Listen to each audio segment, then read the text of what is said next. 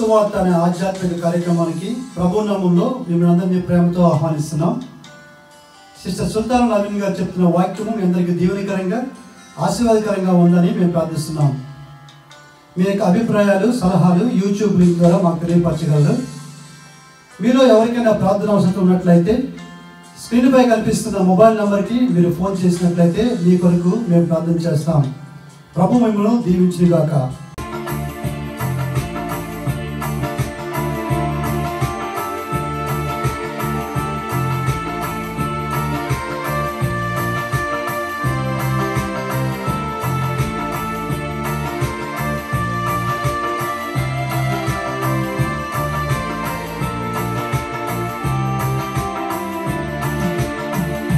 మంచు తెరలలో దాగిన హిమ బిందువా, నేల కరిగితివా సుగంధ రేఖలై. మంచు తెరలలో దాగిన హిమ బిందువా, నేల కరిగితివా సుగంధ రేఖలై. పరిమళించెనే నీ నామం, పరిమళించెనే నీ నామం, పరిమళ సుగంధమా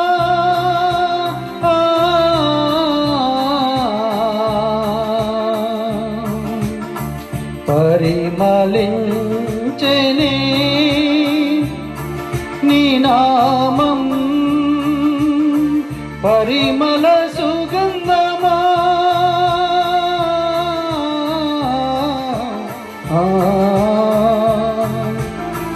పరిమళ సుగంధమా, పరిమళ తైలమా.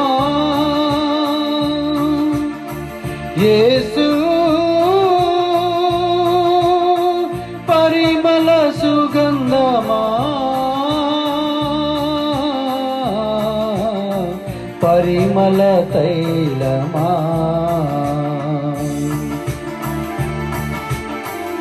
మంచు తెరలలో దాగిన హిమ బిందువా,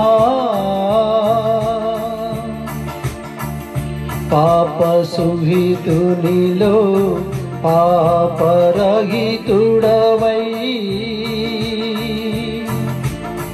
పరిశుద్ధుడనుచు నీ ప్రేమనే గాంచా. పాప సహితునిలో పాపరహితుడవై,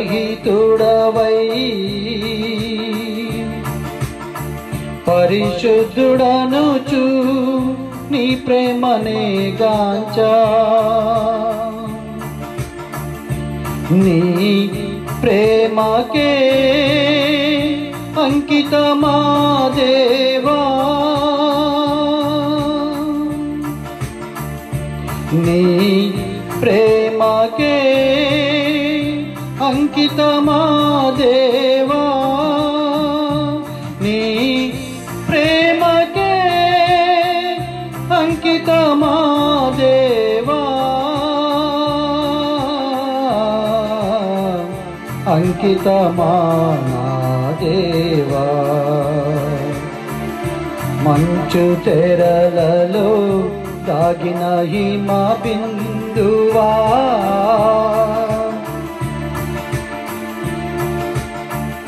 నిర్మల కాంతిలో లేత గట్టివై,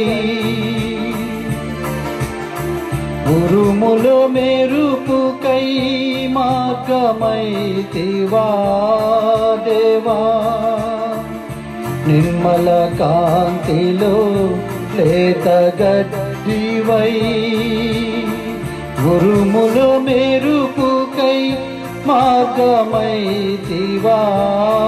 దేవా. నా కనులలో తాగిన నీ రూపము నా కనులలో తాగిన నీ రూపము నీ కృపకే అంకితమా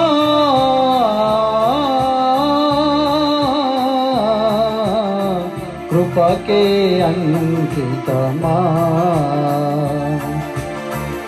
మంచు తెరలలో తాగిన హిమ బిందువా నేల కరిగితివా సుగంధ రేఖలై పరిమళించెనే నీ నామం పరిమళించెనే నీ నామం పరిమళ సుగంధమా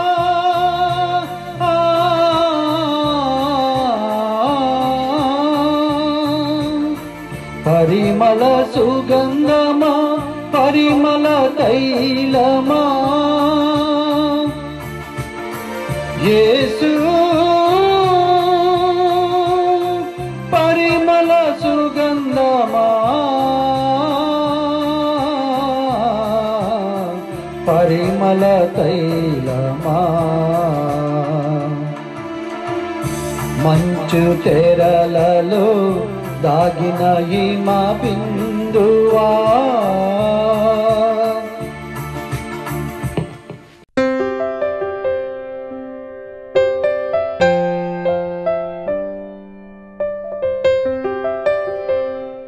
ఎఫెసీయులకు రాసిన పత్రిక 1వ అధ్యాయము 1-10 వచనాలు. దాంట్లో కొన్ని భాగాలు మాత్రమే ధ్యానించాలని ఆశపడుతుంటున్నాను. దాంట్లో దేవుని వాక్య విభాగాల్లో ఎన్నో విషయాలు ఎన్నో విధాలుగా ఈ వాక్య భాగాలు ధ్యానించాం. కానీ ఇప్పుడు ధ్యానించే విభాగాలు పరిచయ రీతిగా మీ దేవుని సన్నిధిలో మీ ఎదుట పెట్టాలని ఆశపడుతుంటున్నాను. అంటే కాలం పరిపూర్ణమైనప్పుడు దేవుడు తన కుమారుని ఈ లోకంలో పంపెను అనే వాక్యం మీద ఇది మాట్లాడని తెలుస్తున్నాను. దీంట్లో ఈ 10 వచనాల్లో చూసినట్లయితే కనుక ఆయన తన కృపామహిమకు కీర్తి కలిగినట్లు తన దయా సంకల్పమును బట్టి తర్వాత జగత్పునాది వేయబడక మునిపే దేవుని కృపామహదయస్సును బట్టి ఎన్నో పదాలు ఇందులో దాచిపెట్టబడి ఉన్నాయి. అన్నీ కూడా ఒక విశ్వాసకి ఒక పరిశుద్ధికి సంబంధించినటువంటి విషయాలు ఇవన్నీ కూడా దీంట్లో దాచిపెట్టబడి ఉన్నాయి. దాంట్లో 1-10 వరకు ఎఫెసీ పత్రిక 1 అధ్యాయం 10 వరకు దాంట్లో దేవుడు ఎన్నో యుగాల్లో తన కుమారుడైన క్రీస్తుని దాచిపెట్టాడు. దాంట్లో ఎన్నో యుగాలు, ఎన్ని యుగాలు అంటే అది నేను కౌంట్ చేసి నేను చెప్పలేను. కానీ పాత నిబంధన కాలం, నూతన నిబంధన కాలంలో దీంటి ఆదికాండం నుంచి మలాఖీ గ్రంథం వరకు, తర్వాత మత్తయి సువార్త నుంచి ప్రకటన గ్రంథానికి ముందు వరకు రాయబడినటువంటి విషయాలన్నీ కూడా ఈ బైబిల్ గ్రంథంలో యాకోబు పత్రిక కానీ, తర్వాత లాస్ట్ వచ్చేపాటికి పేతురు పత్రికలు కానీ, యూదా పత్రిక కానీ, యూదా పత్రిక అక్కడి వరకు కూడా దేవుడు క్రీస్తుని గూర్చి భూతకాలం వర్తమాన కాలంలో ఉన్నటువంటి ప్రభు ప్రకటన గ్రంథంలో భవిష్యత్ కాలం గురించి దేవుడు విప్పి చెప్పినట్లుగా మనం గమనించుకోగలం. ఆయన విప్పి చెప్పాడు భవిష్యత్ కాలం గురించి. ఈ వాక్య భాగాలు ఎంతో దేవునికి జ్ఞానంతో ఈ వాక్యాలు వినగలిగితే ఆత్మకి ఎంతో క్షేమకరం. దేవునికి జ్ఞానంతో, మానవ జ్ఞానంతో కాదు, పరిశుద్ధాత్మను కృపరించిన జ్ఞానంతో. ఎఫెసీ పత్రిక 5వ అధ్యాయంలో 5వ వచనంలో పరిశుద్ధాత్మను కృపరించినటువంటి జ్ఞానం. ఎఫెసీ పత్రిక 4వ అధ్యాయంలో విశ్వాసంలో దాచబడినటువంటి జ్ఞానం.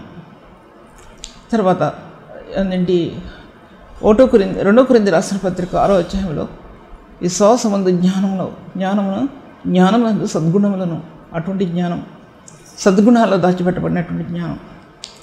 ఇంకా ముందు చెప్పాలంటే నేనే జ్ఞానమయ్యాను అన్నటువంటి ఆ ప్రభునందు జ్ఞాన సత్యస్వరూపమైన ధర్మశాస్త్రంలో ప్రకాశించినటువంటి ఆ వాక్యం నూతన నిబంధనలో కృపా సత్య సంపూర్ణమైన క్రీస్తుని ఏ విధంగా చూపించింది అనే దానికి దాని తారతమ్యం ఎన్నో విషయాలు చెప్పాను. ఈ జ్ఞానం బైబిల్కి సంబంధించింది జ్ఞానం. మన ఊహాజనితమైనటువంటిది కాదు. ఊహాజనితమైనటువంటిది ఈక్వేషన్స్తో చెప్పగలిగేది కాదు ఈ జ్ఞానం. ఈ జ్ఞానం అనేది పరిపూర్ణ అయినటువంటి దేవుణ్ణి, కుమారుడైన క్రీస్తుని గురించి దేవుడు ఆ జ్ఞానాన్ని కుమారుడులో ఏకం చేసుకొని ఏకత్వంతో కుమారుడైన క్రీస్తు తండ్రి అయిన దేవుడు ఆ జ్ఞానం, దేవుని జ్ఞానం, పరిశుద్ధాత్మ దేవుడు కుమరించిన ఆ జ్ఞానం, ఏకమైన ఆ జ్ఞానం మన ఆత్మకి విశదపరిచినటువంటి దేవుడు ఆ కార్యాలు మీ ముందు పెట్టాలని ఆశపడుతున్నాను. ఇవి నా ఊహకు మించినవి, నా తలంపులకు మించినవి, నా జ్ఞానములకు మించినవి, పరిశుద్ధాత్మ ద్వారా స్పందించబడిన జ్ఞానంతో మీ మధ్యలో మాట్లాడాలనుకుంటున్నానే కానీ లేకపోతే ఇక్కడ రాసుకున్నటువంటి పుస్తకాలు, కాగితాలు ఏవి కూడా నాకు జస్ట్ ఒక పాయింట్ కోసమే దాంట్లో రాసుకుంటాను. కానీ మీ ముందు నేను చెప్పబోయే వాక్యం పరిపూర్ణమైన దేవుని ఆత్మచేత నింపడితేనే ఈ వాక్యం ఈ మధ్యలో నేను ప్రకటించగలను, కానీ లేకపోతే ప్రకటించడం సాధ్యపరచకూడదు. యుగాల్లో దాచిపెట్టబడ్డాడు క్రీస్తు అన్నమాట. యుగాల్లో దాచిపెట్టబడ్డాడు, బైబిల్ గ్రంథంలో లేఖనాల్లో దాచిపెట్టబడ్డాడు, పరలోకంలో దాచిపెట్టబడ్డాడు, ఆయన మహిమలో దాచిపెట్టబడ్డాడు, ఆయన ఈ విశ్వాసుల యొక్క గుండెల్లో దాచిపెట్టబడ్డాడు. ఆయన ఆత్మస్వరూపి, ఆయన గుండెల్లో దాచిపెట్టబడి ఉన్నాడు. పాప పరిహార్థమై ఆయన తన రక్తంలో తన సంఘాన్ని ఏర్పరచుకొని అక్కడ దాచిపెట్టబడ్డాడు ప్రభు. అది దేవుడు క్రీస్తును చూపించి లోకంలో ఆయనకు ఇచ్చినటువంటి ప్రేమ అంత అతీతమైనటువంటి ప్రేమని మనం జ్ఞాపకం చేసుకోవాల్సి ఉంది. తర్వాత కాలం సంపూర్ణమైనప్పుడు ప్రవచనాలన్నీ కూడా సంపూర్తి చేయబడ్డాయి. ఆ విషయం పదే చెప్పాను నేను. పాత నిబంధన గ్రంథంలో ప్రవక్తలు పలికిన, రాజులు పలికిన, యాజకులు పలికిన, దేవుడు ఆదామవ్వలతో మాట్లాడిన, మొట్టమొదటి సంఘం కట్టబడిన తర్వాత నోహతో నిబంధన చేసిన ఎన్నిటికీ కూడా సారాంశం ఏంటంటే దేవుడు ప్రవచనాల ద్వారా, తన వాక్కు ద్వారా ప్రజలతో నిబంధన చేసి తన కార్యం స్థిరపరిచాడు అన్నమాట అర్థం. అందుకోసం ప్రవచనాలన్నీ కూడా పరిపూర్ణ స్థితికి పొందిన కుమారుని నియమించడం అని రాయబడింది. ఈ ప్రవచనాలన్నీ కూడా పరిపూర్ణ స్థితి పరిపూర్ణుడైన క్రీస్తుని బయలుపరిచే యెషయా ప్రవచనాలు, ఇర్మీయా ప్రవచనాలు, దావీదు ప్రవచనాలు, యెహెజ్కేలు ప్రవచనాలు. ఈ ప్రవచనాల సారం అనేది బైబిల్ గ్రంథం. ఈ బైబిల్ గ్రంథంలో ప్రవచనాల సారంలో క్రీస్తు యొక్క మహిమ ప్రకాశించింది. తేజోమయమైనటువంటి క్రీస్తు మహిమ ప్రకాశించింది. అందుకోసం ఆ ప్రవచనం సంపూర్తి చెందింది, ఆ ప్రవచనం ఏకత్వం చెందింది, ఆ ప్రవచనం సంగీత గానాలు చేసినాయి. ఈ ప్రవచనం ఉన్నతమైన మార్గాలు నిలబడి క్రీస్తుని బహుకరించాయి. గడిచిపోయినాయి, 2000 సంవత్సరాలు దాటిపోయినాయి, గడిచిపోయినాయి. నూతన నిబంధనలో క్రీస్తు ప్రత్యక్షపరచబడినప్పుడు ఆ సత్యాలు అంత అతీతమైనవిగా దాచిపెట్టబడ్డాయి. నేటి సంఘానికి మూలమైపోయాయి. అవి ప్రవచనాలు సంగీత ధ్వనులు చేసాయి. నూతన నిబంధనలో మరలా ప్రకటన గ్రంథంలో ఆ ప్రభు ఆయన అలా రాడు, ఆ విధంగా రాడు. ఆయన ప్రకటన గ్రంథంలో ప్రభు ఆయన ఎలా వస్తాడంటే గర్జించు సింహం వలె, రెండింతల వాడైన ఖడ్గంతో ఆ ప్రభు అగ్ని ఉండే నేత్రాలతో ప్రభు ప్రత్యక్షమవుతాడు. ఆ చూపుల్లో దీనత్వం లేదు, ఆ చూపుల్లో దయ లేదు, ఆ చూపుల్లో ప్రేమ లేదు, ఆ చూపుల్లో కఠినత్వమే అందుకు కనపడుతుంది. ఆయన స్వరం రెండించుల ఖడ్గం వంటి విస్తార జల ప్రవాహార్థం వలె ఆయన కంఠస్వరం వినపడుతుంది. అటువంటి ప్రభు నూతన నిబంధనలో ప్రవచన గ్రంథంలో అంటే తర్వాత ప్రకటన గ్రంథంలో ఈ ప్రవచనాలన్నీ కూడా అక్కడ ఏ విధంగా నిలబడ్డాయో నూతన నిబంధనలు, అలాగే రెండో రాకడ గురించిన ప్రవచనాలన్నీ కూడా ఈ ప్రకటన గ్రంథంలో నిలబడ్డాయి. అవి వేగిరిపాటుతో సిద్ధపడుతూ ఉన్నాయి ఆ ప్రవచనం నెరవేర్చబడటానికి అన్నమాట అర్థం. తర్వాత ఈ యొక్క ఎఫెసీ పత్రిక అనేది అన్ని జనాంగం నిమిత్తం రాయబడినప్పటికీ కూడా నేటి సంఘాన్ని కూడా ప్రభు దృష్టిలో పెట్టుకుని, నేటి విశ్వాసాలు కూడా ప్రభు దృష్టిలో పెట్టుకుని రాసినటువంటిది ఈ పత్రిక. పుట్టి అన్ని జనాంగం గురించి మాత్రమే రాయబడలేదు. ఇది అన్ని జనాంగం గురించి ఆ ప్రేమను చూపించాడు ఆయన. ఎఫెసీ పత్రిక 3వ అధ్యాయంలో అన్యజనులు మీ నిమిత్తం క్రీస్తు యేసు యొక్క ఖైదీనైన పౌలని నేను అని రాస్తాడు. దాంట్లో ఆ విషయం జ్ఞాపకం చేసుకోండి.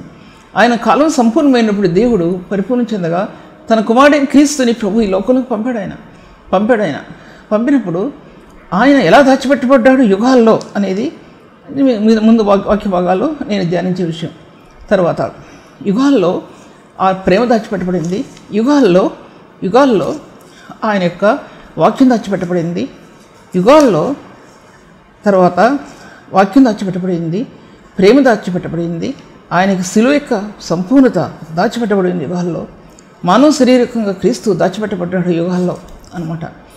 అన్నీ వన్ బై వన్ చెప్పడానికి కూడా చాలాసార్లు ఈ వాక్య భాగాలు చెప్పినా సరే ఇప్పుడు చెప్పే విషయాలు మాత్రం ఆ విషయాలు మాత్రం మీతో నేను మాట్లాడటం లేదు అనే విషయాన్ని మీతో నేను చెప్తుంటున్నాను.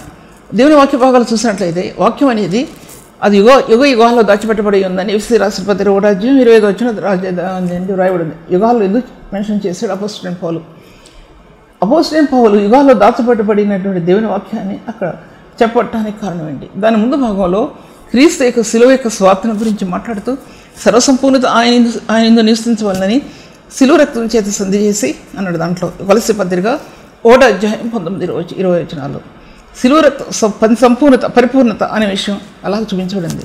అలాగే యుగాల్లో దేవుడు తన వాక్యాన్ని వాక్య స్వరూపిగా దాచిపెట్టాడు దేవుడు. అది ఆదికాండం నుంచి కూడా చూపించబడుతుంది. యుగాల్లో దాచిపెట్టబడినటువంటి క్రీస్తు ఆయన వాక్యం ఆదికాండం నుంచి కూడా ఆదాము అవ్వల దగ్గర నుంచి కూడా దానికి ముందు దేవుని వాక్యం వెలుగులో ఆ స్వరం భూమి మీదకి తీసుకురాబడినప్పుడు ఆ స్వరం ఈ చీకటి గోడంలో భూ దిగంతాల్లో భూమి యొక్క దాని పొడుగు లోతు ఎత్తు అన్ని స్థలాల్లో ఈ వాక్యం అనేది దాచిపెట్టబడింది. ఎలా దాచిపెట్టబడి ఉందంటే నీళ్ళల్లో వేదన పడుతున్నటువంటి ప్రభువు ఆయన వాక్యస్వరూపిగా ఆయన తన స్వరూపాన్ని బయలుపరుచుకున్నాడు. ఆయన వాక్యస్వరూపిగా ఆయన వాక్యం యొక్క స్వరూపం అనేది దాని తర్వాత మీరు చూస్తారు అలా కలుగును గాక అర్థమవుతుంది కదా. మనిషి దగ్గరికి వచ్చేపాటికి ఆ ప్రేమను ఎలా ఏం చేశాడంటే దేవుడు తన స్వరూపమందు మనిషిని ఎలా సృష్టించాడో ఆదాము స్వరూపంలో నుంచి భాగంలో నుంచి అవను సృష్టించాడు దేవుడు. వాళ్ళిద్దరు కూడా ఒక వ్యక్తులుగా చెప్పాడు. అక్కడ ఆయన నిరూపించింది ఏంటంటే కలువరి ప్రేమ పరిశుద్ధుడైన క్రీస్తుకు సంగమునుకున్న ప్రేమ అటువంటిదే అని తెలియజెప్పాడు దేవుడు. ఆయన ప్రేమ అటువంటిది. అందుకోసం ఈ ప్రేమ భవిష్యత్ కాలంలో రాబోయేటటువంటి ప్రకటన గ్రంథంలో మాత్రం ఈ ప్రేమ నిలబడలేదు. భూత కాలంలో వర్తమాన కాలంలో ఉన్నటువంటి ఆ ప్రేమ కణాలు అవి భూలోకంలో ఎలా వెదజల్లబడ్డాయి అంటే వాక్య స్వరూపైనటువంటి ప్రభువులు అవి దాచిపెట్టబడ్డాయి అనే సత్యాన్ని నేను మీతో మాట్లాడుతుంటున్నాను.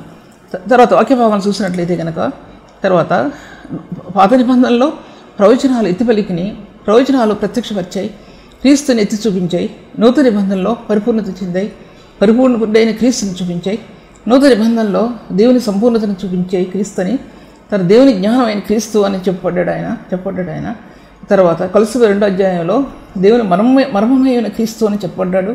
దేవుని జ్ఞానమైన క్రీస్తు, దేవుని మర్మమైన క్రీస్తు, దేవుని పరిపూర్ణతలో దాచబడినటువంటి క్రీస్తు.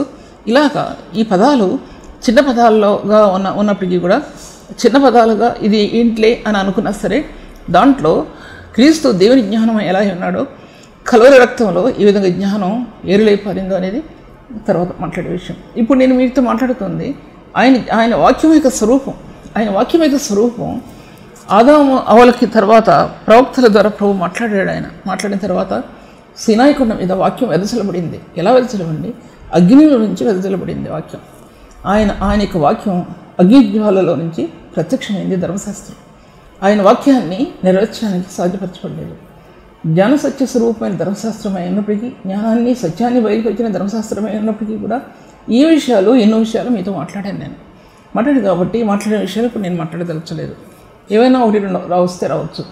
ఈ జ్ఞానంలో లేకపోతే అగ్ని జ్వాలల్లో ఈ వాక్యం వెదజల్లబడింది. ఎలా వెదజల్లబడిందంటే ధర్మశాస్త్రం అటువంటిది.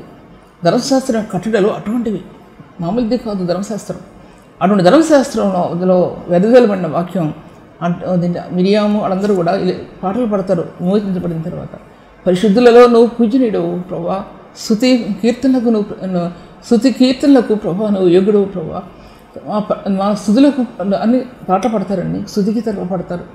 నువ్వు పరిశుద్ధులలో కీర్తనీయుడు ప్రభా, నువ్వు పరిశుద్ధులందరిలో ఎలా బయలుపరచబడింది ఆయన వాక్యం యొక్క శక్తి, ఆయన యొక్క మాధుర్యం, ఆయన యొక్క మాట వాళ్ళకి ఎలా బయలుపరచబడిందంటే ఎర్ర సముద్రం దాటి వచ్చిన తర్వాత ఇశ్రాయేలీయులు దాటి వచ్చినప్పుడు అది నీళ్ళ నుంచి బయటకు వచ్చినప్పుడు ప్రభు వారికి ఎన్నో అద్భుతాలు, ఎన్నో ఆశ్చర్యకరమైన కార్యాలు చూపించే వాళ్ళని దేవుడు వాళ్ళని బయటికి తీసుకొస్తాడు.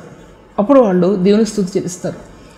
ఇప్పుడు సంఘంలో వచ్చినటువంటి స్థానంలో ఏంటంటే సంఘం అనేది ఆయన స్వరక్తం చేత కొనబడినటువంటి సంఘాన్ని పరిశుద్ధులు కీర్తిస్తారు అనమాట. అంత పరిశుద్ధులలో నువ్వు పూజనీయుడు అంటే అటు పాత నిబంధన భక్తుల్లో ఇటు నూతన నిబంధన భక్తుల్లో అని మాట అర్థం. తర్వాత పరమందు ఉన్నటువంటి పరిశుద్ధులు లేకపోతే కిరువుల్లో ఆయన పూజనీయుడైనటువంటి దేవుడు, ఆయన స్తుతి ప్రశంసలకు యోగ్యుడు ఆయన అని మనం సంఘం కీర్తిస్తుంది. ఈ కీర్తనలో మనం కీర్తించే సమయంలో ఎన్నో విషయాలు మీతో మాట్లాడినా ఈ కీర్తనలో ఆత్మీయ రెవల్యూషన్ ఉంది. దాంట్లో ఆత్మకి రెవల్యూషన్ ప్రత్యక్షత ఉంది. ఆత్మకి ప్రత్యక్షత, ఈ ప్రత్యక్షత ఈ కీర్తనలో ఆత్మకు లభ్యమవుతుంది. ఎలా లభ్యమవుతుంది అనేది చెప్పడం సాధ్యపరచబడదు. ఎందుకంటే మనలోంచి పడిన ఆత్మ ఉన్నతమైన స్థానాల్లోనికి నడుస్తుంటున్నప్పుడు ఉన్నతమైన స్థానాల్లో మన ఆత్మ వెళ్ళడం మనం చూస్తాం. అది మనం గ్రహించగలిగేది కాదు. ఆత్మ యొక్క ఆ స్థాయి మెరుపులు ఎలా మెరుస్తాయో అని ఎన్నోసార్లు చెప్పాను కదా, ఎలా డ్రా చేశాడు ఆయన. అలాగే ఆత్మ యొక్క ఆ స్థాయి దేవుడు ఉన్నతమైన పరిశుద్ధ స్థలాల్లో దేవుడు దాన్ని డ్రా చేశాడు అనమాట అర్థం. అది డ్రా చేయబడి అంతరాత్మ సంగ్రహించుకోవటానికి, అంటే అంతరాత్మ ఆ జ్ఞానాన్ని సంపాదించుకోవడానికి దేవుడు మార్గాలు తెచ్చాడు ఆయన. ఇప్పుడు ఈ విషయాలన్నీ నేను మీతో మాట్లాడటానికి నాకు ఏం అవసరం అని ఒకసారి ఆలోచించండి. నాకు ఏం అవసరం? ఏ వ్యక్తి అయినా జ్ఞానాన్ని కోరుకోవాలంటే అది ఎవరైనా ప్రదర్శించుకుంటారు. ఏదైనా వాక్యం చెప్పుకోవాలంటే ఎలా అయినా చెప్పుకుంటారు. కానీ నా యొక్క పరిస్థితుల్లో కుటుంబం విషయంలో కుటుంబాన్ని చూసుకుంటూ నేను దేవునికి సత్యాన్ని చేతపట్టుకొని ఈ సత్యాల గురించి మీకు చెప్పడంలో నా యొక్క ఉద్దేశం ఏంటంటే పరిశుద్ధుడైన ప్రేమను నేను కనుగొన్న విధానంలో ఇది ఉన్నతమైన స్థాయి. పరిశుద్ధుడైన ప్రేమను కనుగొన్న విధానంలో ఇది ఉన్నతమైన స్థాయి. అంత ఉన్నతమైన స్థాయిలో నా హృదయం నిలబడింది కనుక ఈ సత్యాలు నేటి పరిశుద్ధ సంఘానికి వివరించాలని నా కోరిక. అంతేకాని ఎవరు నన్ను రాణిస్తారు చెప్పడానికి? స్త్రీ మాట్లాడకూడదు, మూల ఉండాలి, తర్వాత మాట్లాడడం తగ్గదు అంటారు కదా, తర్వాత ఎవరు రాణిస్తారు? ఈ విధంగా ఈ సత్య స్వార్థని మీ మధ్యలో వినయంతో భక్తితో నేను తగ్గించుకుంటూ మీ సన్నిధిలో ఇది తెలియజెప్తున్నాను. అంతకంటే నాకు ఘనత మరొకటి లేదు అని చెప్తున్నాను. తర్వాత చూసినట్లయితే కనుక నూతన నిబంధనలో ఎఫ్సి పత్రికలో జగత్తు పునాది వేయబడక మునిపే అని రాయబడింది. అది 7వ వచనంలో రాయబడి ఉంది. 6వ వచనం తర్వాత పైన నేను ధ్యానించలేదు. కానీ జగత్తు పునాది వేయబడక మునిపే ప్రేమ చేత అన్నాడు. అక్కడ ప్రేమ యుగాల్లో దాచిపెట్టబడింది. ప్రేమ కూడా నేను ఇప్పుడు వాక్యం గురించి చెప్తున్నాను కానీ దాన్ని నేను పూర్తి చేయలేదు. ఏం చేయలేదంటే సీనాయి కొండ మీద వాక్యం వెదజల్లబడింది. ఎలా వెదజల్లబడింది అంటే అగ్నిలో నుంచి వెదజల్లబడిందండి వాక్యం. అగ్ని కణాల్లో నుంచి భూలోకంలోనికి వెదజల్లబడింది సీనాయి కొండ మీద. తర్వాత 24వ అధ్యాయంలో నిర్గమకాండంలో ఆయన దైవత్వాన్ని ప్రభు ఆ దైవిక స్వరూపాన్ని ఆయన ఇప్పి చూపించాడు. ఇశ్రాయేలు జనాంగానికి యవనస్తులకి ఇప్పి చూపించాడు. అక్కడ అది పదే మాట్లాడినా ఇప్పుడు మాట్లాడే పాయింట్ అది కాదు. ఎందుకంటే ఆయన దైవిక స్వరూపం వాళ్ళు కళ్ళారా తెరి చూడగలిగారు. ఆయన వాక్యం దైవికమైన ఆయన స్వరూపాన్ని చూడగలిగారండి ఇశ్రాయేలు యవనస్తులు చూడ్చి అక్కడ ఒక బలిపీఠాన్ని కట్టారండి. వాళ్ళు బలిపీఠాన్ని కట్టారు. 12 గోత్రాల చొప్పున స్తంభాలు పెట్టి స్తంభాలు కట్టి బలిపీఠాన్ని కట్టారండి. బలిపీఠం అంత ప్రాముఖ్యమైంది. దేవుడు మోషే చెప్తుంటాడు, నువ్వు ఒక మట్టి బలిపీఠాన్ని కట్టు మోషే, నువ్వు ఒక్క మట్టి బలిపీఠాన్ని కట్టు. భలే బాధ కలిగిందన్నమాట. ఎందుకంటే మట్టి బలిపీఠం అనేది ప్రభువు శరీరధారుడై ఈ లోకానికి రావడానికి ఆయన మట్టి రూపాన్ని ధరించి రావటంలో ఆ విషయం అక్కడ తేటపరచబడుతుంది. నువ్వేమి బంగారుతోనూ వెండితోనూ బలిపీఠం కట్టద్దు, కానీ మట్టి బలిపీఠం కట్టు నువ్వు. ఈ మట్టి బలిపీఠం లోకంలో సమస్తమైన జనులకి అది ఆధారంగా నిలబడింది. ఈ వాక్యం అనేది బైబిల్ గ్రంథం పరలోకం నుండి భూమి మీద దిగి వచ్చింది. భూమి మీద బైబిల్ గ్రంథం సంపూర్ణం చేయబడింది. ఒక్క వెలుగుతో వాక్తో బైబిల్ గ్రంథం తీసుకురాబడింది. ఆయన రక్తంతో ఈ యొక్క బైబిల్ గ్రంథం ముద్రించబడి పాత నిబంధనలో నూతన నిబంధనలో సంపూర్తించబడింది వాక్యం. అందుకోసం దావీదు రాజు అంటాడు, నీ నామం అంతటికంటే ప్రభువా నీవు ఇచ్చిన వాక్యాన్ని నువ్వు గొప్ప చేసావు. ఆ వాక్యం అటువంటిదండి. మన జీవితాలను వెలిగించిన వాక్యం. దేవుని వాక్యం సజీవమైనదే. 2 వాడిగల ఖడ్గం కొట్టిన వాడిగా నుండి ప్రాణాత్మలను కీళ్లను మూలుగును విభజించినంత మటుకు దూరుచు మానవ హృదయంలో తలంపులను పరిశోధిస్తుంది ఆయన వాక్యం.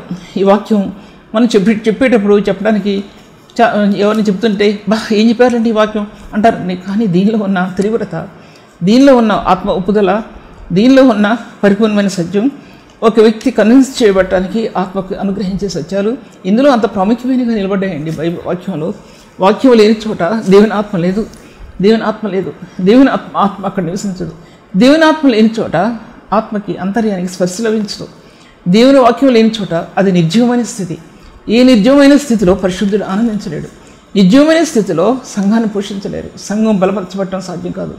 గాలి కొట్టుకునే పొట్టులాగది అది ఎగిరిపోతూ ఉంటుంది. గాలి కొట్టుకునే పొట్టు ఎలా ఎగిరిపోతుందో అలాగే అది కూడా ఎగిరిపోతుందనే విషయాన్ని నేను మీతో మాట్లాడుతుంటున్నాను. దేవుని వాక్యం చూసినట్లయితే కనుక జగత్ పునాది వేయపడక మునిపే ప్రేమ చేత అన్నాడండి. ప్రేమ చేత అన్నాడు.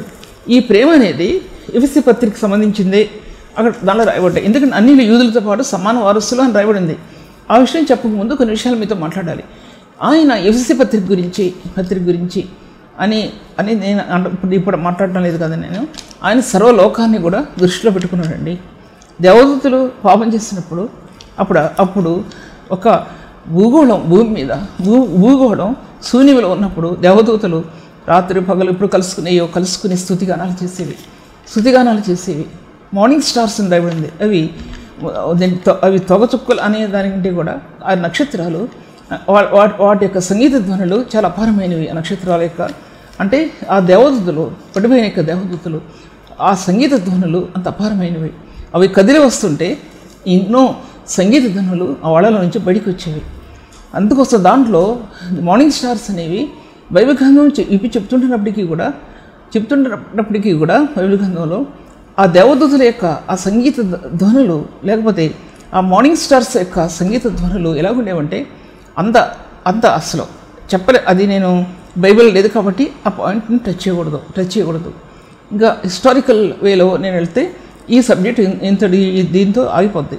అందుకోసం ఏవు గ్రంథంలో ఆయన భూమికి కార్నర్ స్టోన్, ఆ శూన్యంలో ఒక స్టోన్ ఇవ్వబడిందండి.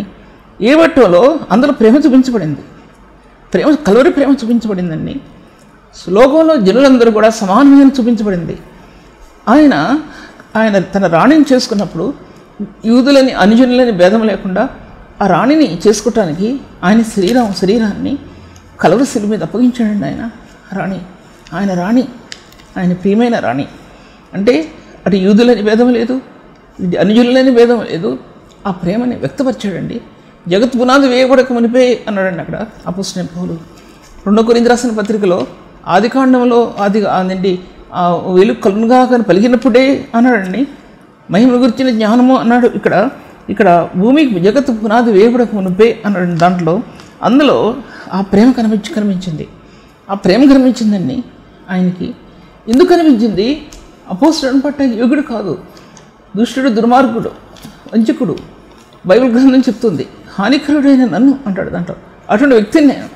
అటువంటి వ్యక్తి ఆ మహిమ యొక్క కణాల్లో తన అంతర్యాత్మ బూడి చేపడుతున్నప్పుడు అప్పుడు అర్థమైంది మహిమ కలిగిన కణాలేంటో. ఆ మహిమ కలిగిన కణాలు తన అంతర్యాన్ని ఎలా బూడి చేస్తాయో అప్పుడు తెలుసుకున్నాడండి. తెలుసుకున్న తనకి భవిష్యత్ జ్ఞానం ఇవ్వబడింది.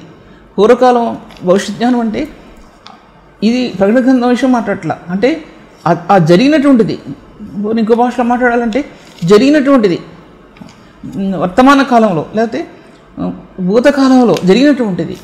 అంటే ఆ ఎన్ని యుగాలు గడిచినాయో ఆయనకి అక్కడ యుగాల్లో గడిచినటువంటి తన యొక్క ఆంతర్యంలో ఆ యొక్క కాంతి రేఖలో మెరిసాయంటే అవి పరిశుద్ధాత్మ దేవుని యొక్క అగ్ని రేణువులు. ఆ వలయాలు ఈ యొక్క యుగాల్లో నుంచి ఆ వలయాలు ఆత్మ తెరవబడినప్పుడు ఆదికాండంలో బయలుపరిచినటువంటి సత్యం, భూమి పుట్టక మునుపు బయలుపరచబడినటువంటి ఆ సత్యం, ఆ మహిమలో గురించిన జ్ఞానంలో ఆత్మ ప్రయాణించిందండి. జ్ఞానం వ్యక్తికి ఇచ్చినటువంటి జ్ఞానంలో అది మొదటి మెట్టు. నేటి పరిశుద్ధులకు ఇచ్చినటువంటి జ్ఞానం కలవరి శిలువలో ఒక మెట్టు. ఈ జ్ఞానం అనేదిలో ఎన్నో గుప్తమై ఉన్నాయి. జ్ఞానంలో దాంట్లో ప్రేమ దాచిపెట్టబడి ఉంది. దాంట్లో ప్రేమను గురించి మాట్లాడాడు, జ్ఞానం గురించి మాట్లాడాడు. యుగ యుగాల్లో ఈ జ్ఞానం దాచిపెట్టబడింది, యుగ యుగాల్లో ఈ ప్రేమ దాచిపెట్టు పెట్టాడు దేవుడు. అక్కడ స్టోన్ వేసినప్పుడు అక్కడ సంఘం నిర్మించాడండి సంఘాన్ని. ఎందుకంటే మట్టి భూమిలో తను ఆ మట్టి భూమి రాతి భూమిలో వేసినప్పుడు అదే సంఘం భూమిలో నుంచి మొలిచినటువంటి ఆ సంఘం అనేది తన ప్రియురాలన్నీ, దాంట్లో యూదులు ఉన్నారు, దాంట్లో అన్యజనులు ఉన్నారు, దాంట్లో ఏకమై తన రాణిని అక్కడ చేసుకున్నాడండి దేవుడు మొట్టమొదట. అది జగత్ పునాది వేగుడుకు అని ప్రేమించే ప్రభువా అని ఆయన పలకటంలో ఎఫ్ఎస్సీ పత్రికలో 1వ అధ్యాయంలో దాంట్లో దాచిపెట్టబడి ఉంది, రాసించాడు దేవుడు. ఆ జగత్ పునాది వేగుడకు మునిపే అనే విషయం దాంట్లో ఆ మూలరాయి ఆ ప్రభువే, ఆ కార్నర్స్టోన్ అంటే ఆ మూలరాయి ప్రభువే అని చెప్పబడింది. అక్కడ సంఘాన్ని జ్ఞాపకం చేసుకున్నాడండి. ఎంత గొప్ప సంగతి! 1000 సంవత్సరాలకు ముందు అంటే ఏంటంటే దేవదూతలు తప్పిదం చేశారు, దేవదూతలు పాపం చేశారు, త్రోసివేసేశారు. ఇక తన స్వరక్తం ఇచ్చి కొనుక్కున్న సంఘం తన రాణి కావాలి అనుకుని భూమికి కార్నర్ స్టోన్గా నిలబడ్డాడు ఆయన. ఒక కార్నర్ స్టోన్ వేసాడు భూమి ఆయనే కార్నర్ స్టోన్గా చేపట్టాడు. అది అనమాట దేవదూతలు జయధ్వనులు చేయడానికి, దేవదూతలు కీర్తించడానికి అది మొట్టమొదటి కారణమైపోయింది అనమాట ఆయన. అందుకోసం ప్రేమ చేత మనల్ని ఏర్పరచుకున్నాడండి. ఒక్క ప్రేమ చేత. చాలామంది అంటారు ఏంటంటే ప్రేమ, అసలు ఈ కలవరి ప్రేమ కనుక ఒక రోజు తెలుసుకోలేకపోతే ఈ బైబిల్ గ్రంథం అర్థం కాదండి. కలవరి ప్రేమలో నీ హృదయం ఏకం కాకపోతే ఈ బైబిల్ గ్రంథం నీకు ప్రత్యక్షత ఇవ్వడదు. కలవరి ప్రేమ కణాలు నీ ఆత్మలో జీవించకపోతే బైబిల్ కణాల్లో ఉన్నటువంటి ఆ జీవం నీ ఆత్మకు లభించదండి. ఆయన జీవమైన క్రీస్తు అని నీకు తెలియదు, ప్రేమామయుడైన క్రీస్తు ఆయన నీకు తెలియదు, ఆయన జ్ఞాన సత్య సంపూర్ణుడైన ప్రభువు నీకు తెలియదు, ఆయనలో ఉన్నటువంటి గుణగణాలు నీకు తెలియవు. ఆ గుణగణాలు నీకు తెలియకోకుండా నీ జీవితకాలం గడిస్తే దేవుని యొక్క సంపూర్ణతలోనికి ఒక వ్యక్తి హృదయము, ఒక సంఘాన్ని సేవకుడు ఏ విధంగా తీసుకొస్తాడనేది చాలా ప్రశ్నించుకోబోదగిన విషయం అండి. ఎవరిని గురించి మాట్లాడటం లేదు, నా ఆత్మకి ఇచ్చిన ఈ సత్యాన్ని మీ ముందు పెడుతున్నాను అంతే. జ్ఞానమైనటువంటి క్రీస్తు, ఇక్కడ ప్రేమ అయినటువంటి క్రీస్తుని గురించి నేను మీతో మాట్లాడుతాను. ప్రేమ అయినటువంటి క్రీస్తు, ఆ ప్రేమ అనేది యుగ యుగాల్లో దాచిపెట్టబడిందన్న ప్రేమ, యుగ యుగాల్లో ఆ కలవరి ప్రేమ యుగ యుగాల్లో ఒకప్పుడు చెప్పిన ఇప్పుడు మీతో మాట్లాడటం లేదు, యుగ యుగాల్లో దాచిపెట్టబడిందన్న ప్రేమ. ఆ ప్రేమ యొక్క కళ్ళు, ఆ ప్రేమ యొక్క దారిలో, ఆ ప్రేమ యొక్క కన్నీటి దారిలో యుగ యుగాల్లో దాచిపెట్టబడి కలవరి సింహాసనాన్ని ప్రభు ఎక్కవలసి వచ్చిందండి, కలవరి మార్గాన్ని ప్రభు ఎంచుకోవాల్సి వచ్చింది అనే విషయాన్ని నేను మీతో మాట్లాడుతున్నాను. ఆ కలవరి మార్గం అనేది మామూలు మార్గం కాదండి. ఆ కలవరి మార్గం రాళ్ల బాట, ముళ్ళ బాట, శూలాలు పొడిచే ఆ బాట, తర్వాత ఈటలతో కొట్టవలసిన ఆ బాట, క్రీస్తుని అవమానపరిచి తుత్తునీలుగా చేసే ఆ కలవరి బాట, ఆ కలవరి బాటని తను ఎంచుకున్నాడు. ఎందుకోసం అంటే నీకోసం, నా కోసం. ఆ ప్రేమనంతా కూడా దారపోసాడండి ఆయన. ఆ ప్రేమనంతా దారపోయడానికి కారణం నూతన నిబంధనలో అపోస్తులకి ఈ సత్యాలన్నీ బయలుపరిచాడు. ఆఖరిగా అకాలమందు పుట్టి ఉన్న నాకును కనబడేను అన్నాడండి అక్కడ అపోస్తులైన పౌలు. అకాలమందు పుట్టిన నాకు కూడా ప్రభు కనబడ్డాడు అంటే ఆ దృష్టించాడండి. ఈ యుగాల్లో ఇంకా దేవుని ప్రేమను తెలుసుకోలేకుండా నీ హృదయం ఉందా? ఏంటి అనుకుంటున్నావా? ఆ ప్రేమ అంటే ఏంటో, ఆ ప్రేమ అంటే ఏంటో అనుకుంటున్నావా? జీవితంలో పరిశుద్ధులు అతి పరిశుద్ధులు కావాలండి, పాపాత్ములు పరిశుద్ధులు కావాలి, పాపాత్ములు నీతిమంతులు కావాలండి, నీతిమంతులు పరిశుద్ధులు కావాలి, పరిశుద్ధులు అతి పరిశుద్ధులు కావాలండి.